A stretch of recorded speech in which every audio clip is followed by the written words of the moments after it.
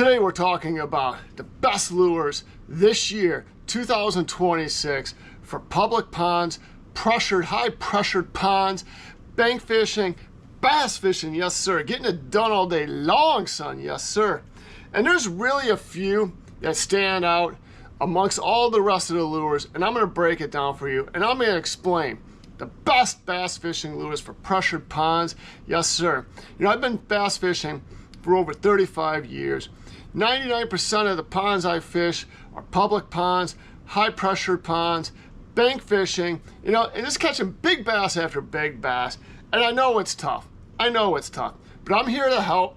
And I'm going to guide you to some of the ways that make it easier. So when next time you go out there, you're catching big bass after big bass, yes sir. And I'm just going to start off with there's only really two, and that's really all you need. And the first one is finesse. And when we talk finesse, you're like, hey, getting it done fishing, there's a ton of different finesse fishing techniques. Yes, there is. But let's just go through a few. You know, you have a Ned rig.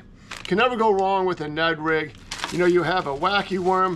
Again, can never go wrong with a wacky worm. You know, you have a creature bait. So many different creature baits out there. There's probably hundreds upon hundreds different types of creature baits out there. You got creature baits. And of course, you got worms, right? I'm a big fan of Berkley. I love the Berkley power baits, you know, with the formulated scent in there. Bass do hold on. So I'm a big Berkley guy. But again, you can pick or you choose or whatever you want to fish. There's a drop shot, there's a Texas rig, there's a Carolina rig, there's finesse jigs. It just goes on and on and on. The list of finesse and how to fish finesse, it goes on and on and on. But really, as much as I love the Ned rig, and you know what, Robert Bros 7777 is the master at the Ned rig. He just gets it done all day long with the Ned rig.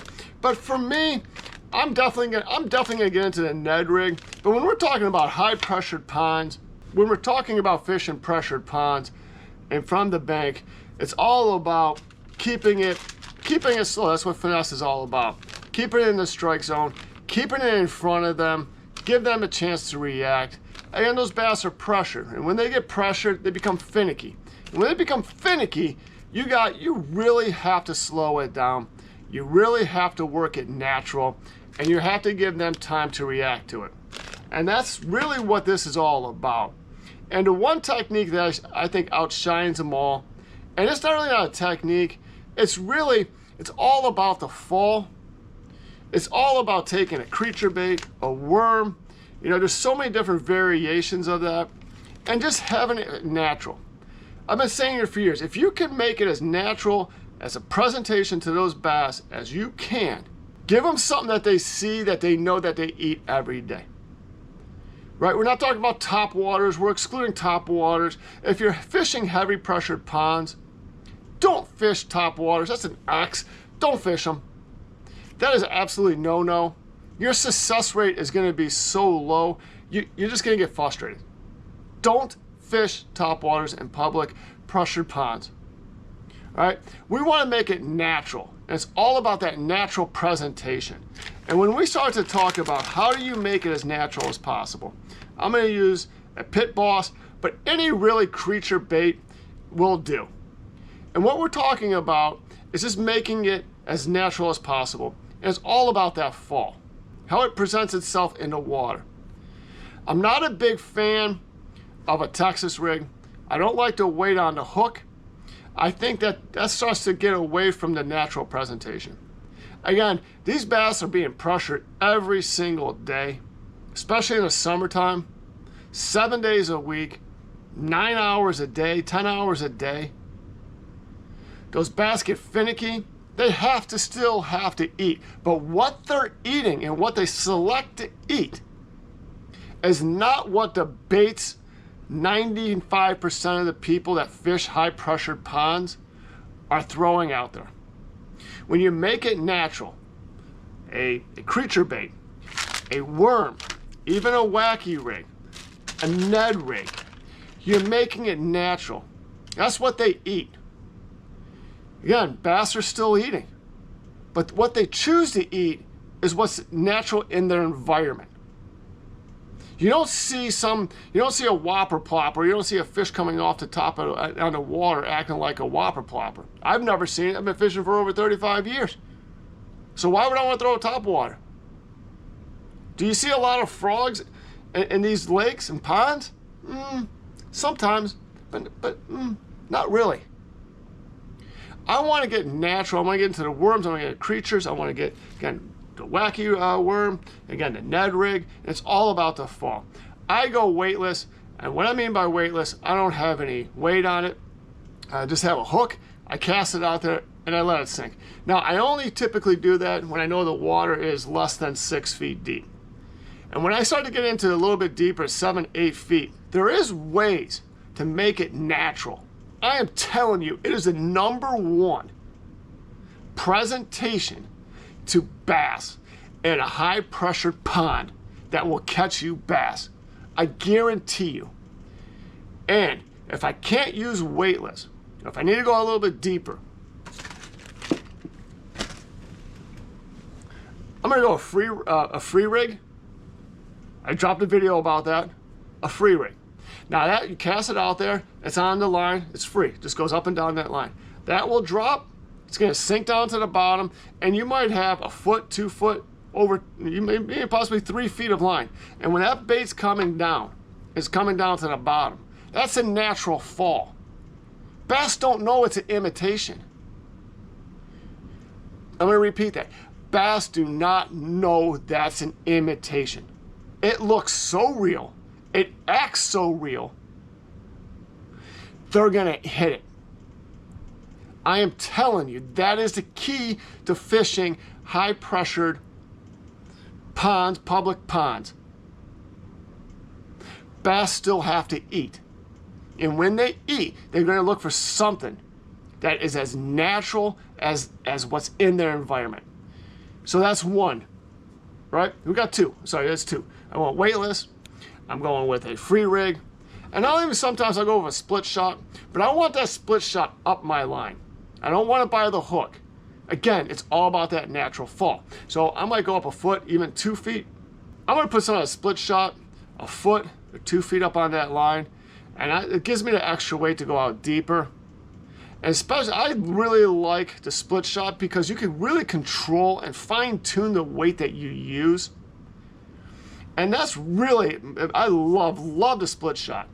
Because again, I can control where I put it on my line. I can control how many I put on. You know, and when that's falling, that creature bait, or that power worm, or a worm, or any other type of finesse bait, it's just a natural fall to it. And that's what's gonna get done. Now you can do this around docks, lily pads, fall downs, boat docks. I mean, it's limitless on how you can fish it, right? And when that falls, that's where, when that's falling, that's where you can get that bass just to grab it. And the great thing I love about Berkeley is when that's falling, it might take 3-4 seconds. But when that bass grabs that, it's not letting go. There's no tension on it. Again, that's why I don't like to have that weight on the hook. There's no tension on it, it just grabs it. I still have slack in my line. All right, it's going, hits the bottom, I'm watching my line, I see my line moving.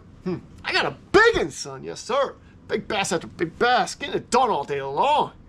Set that hook up, yes sir. That natural fall is all what it's all about. Now, I go the wacky worm.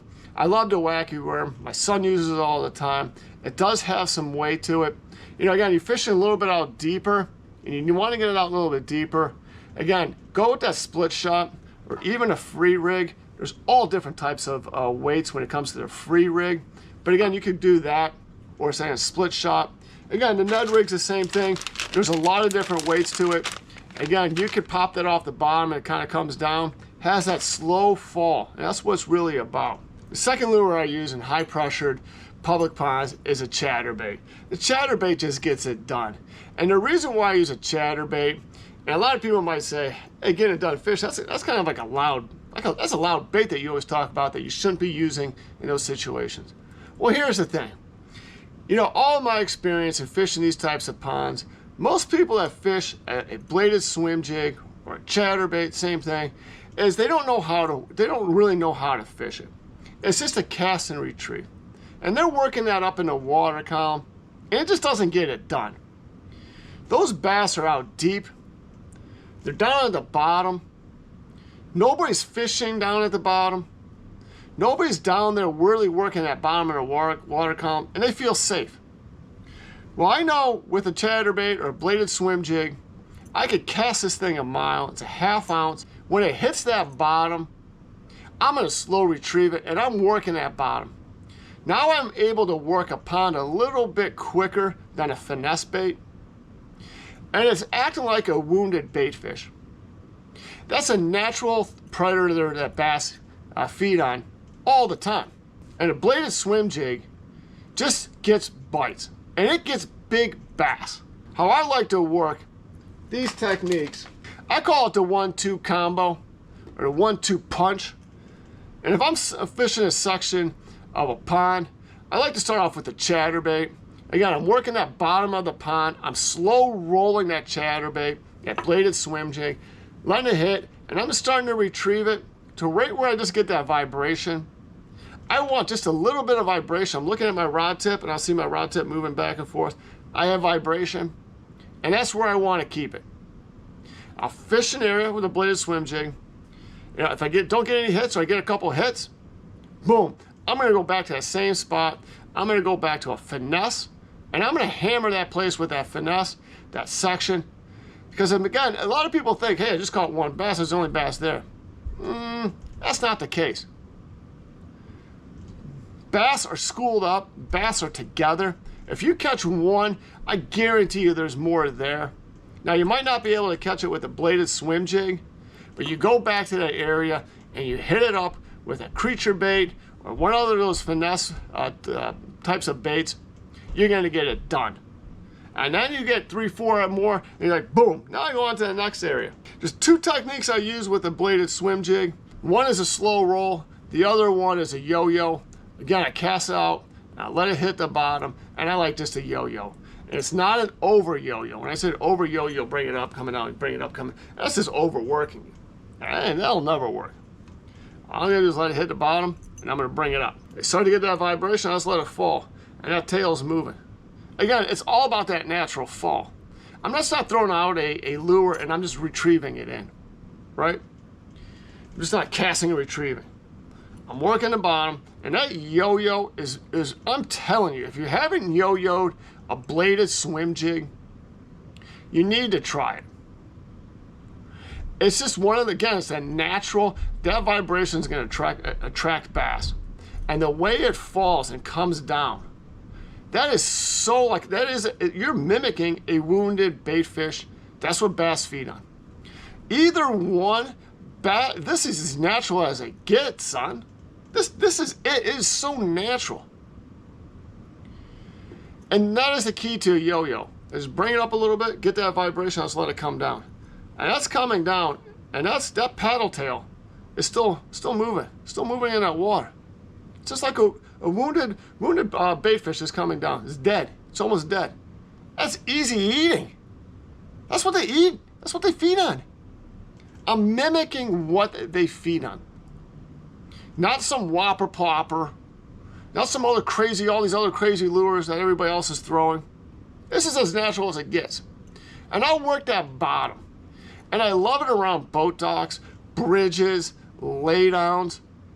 These bass are finicky, and you got to give them time. And that's really where that slow rolling and that yo-yoing really comes into play. I really, really, really love the yo-yo.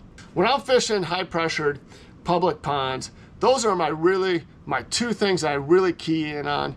It's all about a natural fall. It's all about keeping it slow. It's all about taking your time. It's all about fishing deep. Given those finicky bass is pressured, you got to give them time to react. You're not overworking anything, and you're giving them something that they eat every single day in their environment. Mix it up, become a master of a few. You don't need to have every single finesse technique to be successful. I personally go weightless, or I go a free rig or a split shot. Free rig and split shot is It's one or the other. It doesn't really matter. How you work that bait's the same. How you're retrieving it is the same. It's that natural fall. If I go weightless and I have that 0 feet to 6 feet, 6, 7 feet, I could go weightless. That's even better because, again, that's so natural. If I want something a little bit more fast moving, and especially in the cold water, I'm telling you, now and up and through the spawn, a bladed swim jig, slow rolling, or a yo-yo, and these situations, I am telling you, it just gets it done. I hope you guys enjoyed this video. Drop a comment down below about what is your favorite lure to use on high pressured bass ponds. I'd love to hear from you. I respond back to everybody's comments, so drop a comment. I greatly appreciate it. Don't forget to do all the great things we all know to do. Hit the notification. Don't forget to subscribe if you're new to the channel. Greatly appreciate it. Go check out the memberships. I really appreciate it. Go check out the merch store. Greatly appreciate it. And I'll catch you next time on Getting It Done Fishing. Yes, sir.